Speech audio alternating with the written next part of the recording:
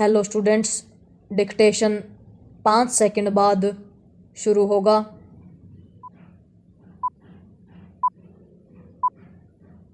Start.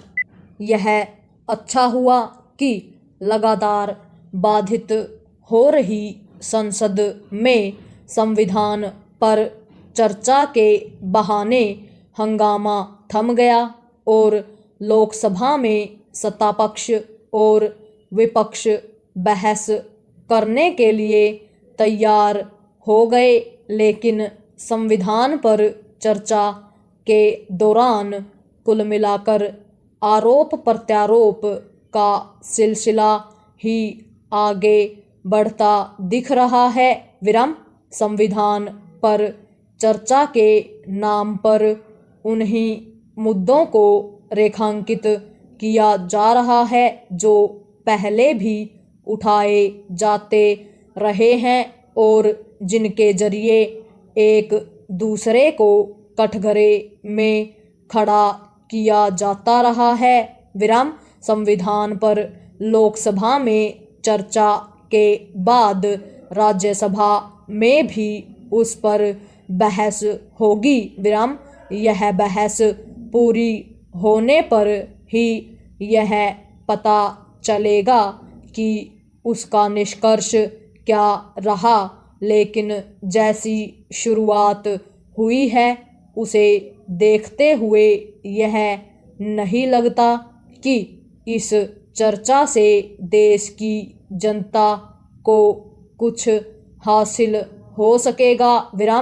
संविधान पर चर्चा इसलिए हो रही है क्योंकि उसे अपनाए हुए 75 वर्ष हो चुके हैं। संविधान पर विमर्श के लिए यह अवसर बिल्कुल उपयुक्त है, लेकिन सार्थक चर्चा का अभाव इस अवसर को गंवाने का ही काम करेगा।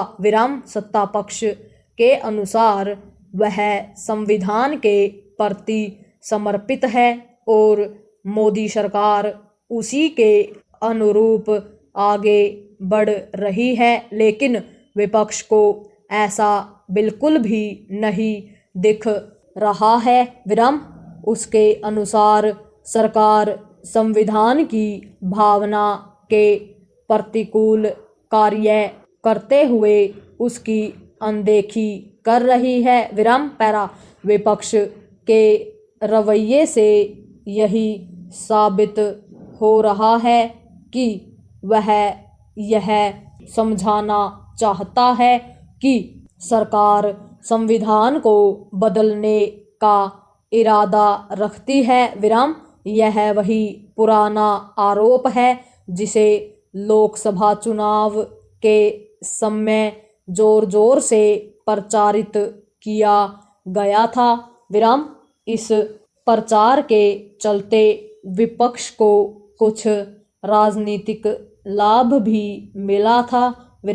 लगता है कि विपक्ष ने यह मान लिया है कि उसकी ओर से संविधान खतरे में है का जो होवा खड़ा किया जा रहा है उससे उसे आगे भी राजनीतिक और चुनावी लाभ मिलेगा, लेकिन वह ध्यान रखे तो बेहतर कि काठ की हांडी बार बार नहीं चढ़ती। यह विचित्र है कि संविधान एक है, लेकिन उसके पालन के मामले में दोनों पक्षों का दृष्टिकोण एक दूसरे के सर्वथा विपरीत है।